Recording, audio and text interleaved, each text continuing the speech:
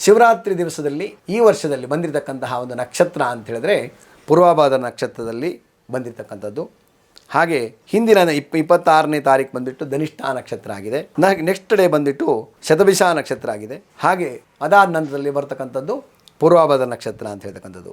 ಈ 3 ರಾಶಿಯವರಿಗೆ ಯಾವ ರೀತಿಯಾಗಿರುತ್ತೆ, ಯಾರು ಶತಭಿಷ ನಕ್ಷತ್ರದಲ್ಲಿ ಜನನಾಗಿದ್ದಾರೋ ಅವರು ಈಶ್ವರನ ಕೃಪೆಗೆ ಪಾತ್ರರಾಗ್ತಕ್ಕಂಥದ್ದು. ಯಾಕೆಂದರೆ ಈಶ್ವರನಿಗೆ, ಪರಮೇಶ್ವರನಿಗೆ ಶಿವರಾತ್ರಿಯಲ್ಲಿ ವಿಶೇಷವಾಗಿ ಪೂಜೆ ಪುನಸ್ಕಾರಗಳನ್ನು ಮಾಡ್ತಕ್ಕಂಥದ್ದು.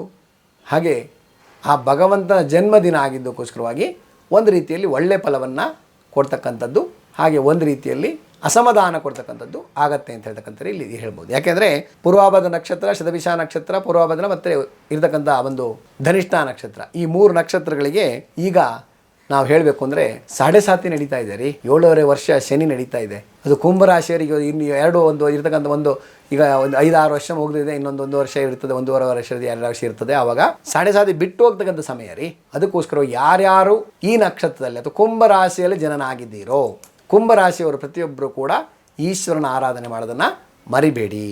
ಆರಾಧನೆ ಅಂತ ಹೇಗೆ ಮಾಡಬೇಕು, ಯಾವುದೋ ಒಂದು ಹತ್ತಿರ ಇರತಕ್ಕಂಥ ಈಶ್ವರನ ದೇವಸ್ಥಾನದಲ್ಲಿ ಫಲಪಂಚಾಮೃತ ಅಭಿಷೇಕ ಆಗೋದು ಅಥವಾ ರುದ್ರಾಭಿಷೇಕ ಆಗಿರ್ಬೋದು, ಶಕ್ತರಾಗಿದ್ದರಲ್ಲಿ ಏಕಾದಶಿ ರುದ್ರ ಆಗಿರ್ಬೋದು ಅಥವಾ ರುದ್ರಾಭಿಷೇಕ ಮಹಾರುದ್ರ ಆಗಿರ್ಬೋದು ಮಾಡ್ತಕ್ಕಂಥದ್ದನ್ನು ಮಾಡಿ.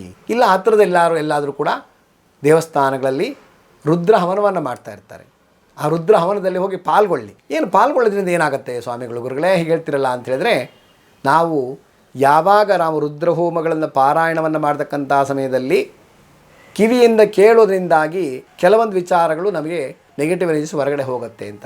ಶ್ರುತ್ವ, ದೃಷ್ಟ, ಕೃತ್ವ ಅಂತ 3 ವಿಷಯ ಹೇಳ್ತಾರೆ. ನಾನೇ ಮಾಡ್ತಕ್ಕಂಥದ್ದು ಒಂದು, ಶ್ರುತ್ವ ಅಂದರೆ ಕೇಳ್ತಕ್ಕಂಥದ್ದೊಂದು, ದೃಷ್ಟ ಅಂದರೆ ನೋಡ್ತಕ್ಕಂಥದ್ದು. ಈ 3 ರೀತಿಯಲ್ಲಿ ನಾವು ಫಲವನ್ನು ಪಡಿಬೋದು. ಒಳ್ಳೆಯದು ಪಡಿಬೋದು, ಕೆಟ್ಟದ್ದು ಪಡಿಬೋದು. ಅದಕ್ಕೋಸ್ಕರವಾಗಿ ಈ ಒಂದು ಸಂದರ್ಭದಲ್ಲಿ ಮಹಾಶಿವರಾತ್ರಿ ಆಗಿದ್ದಕ್ಕೋಸ್ಕರವಾಗಿ ಯಾರು ಈ ನಕ್ಷತ್ರದಲ್ಲಿ ಜನನಾಗಿದ್ದೀರೋ ಅವರುಗಳು ಸಾಧ್ಯವಾದಷ್ಟು ಈಶ್ವರನ ಆರಾಧನೆ ಮಾಡ್ತಕ್ಕಂಥದ್ದು ಅಥವಾ ರುದ್ರಾಭಿಷೇಕದಲ್ಲಿ ಪಾಲ್ಗೊಳ್ತಕ್ಕಂಥದ್ದು. ಆ ನಂತರದಲ್ಲಿ ರುದ್ರ ಪಠನೆಯನ್ನು ಮಾಡಲಿಕ್ಕೆ ಆಗ್ತಕ್ಕಂಥ ರುದ್ರ ಪಠನೆಯನ್ನು ಮಾಡ್ಕೊಳ್ಳಿ. ಆಗಲಿಲ್ಲ ಅಂತ ಹೇಳಿದ್ರೆ ಮನೆಯಲ್ಲಿ ಟೇಪ್ ರೆಕಾರ್ಡ್ ಹಾಕೊಂಡು ಕೇಳ್ಕೊಳ್ಳಿ, ಯೂಟ್ಯೂಬ್ ಚಾನಲ್ ಬರ್ತಾ ಇರ್ತದೆ ಕೇಳ್ಕೊಳ್ಳಿ. ಹಾಗೆ ಮಾಡೋದ್ರಿಂದ ಭಗವಂತನ ಅಥವಾ ಪರಶಿವನ ಸಂಪೂರ್ಣವಾಗಿರ್ತಕ್ಕಂಥ ಆಶೀರ್ವಾದಕ್ಕೆ ನಾವು ಪಾತ್ರರಾಗ್ಬೋದು.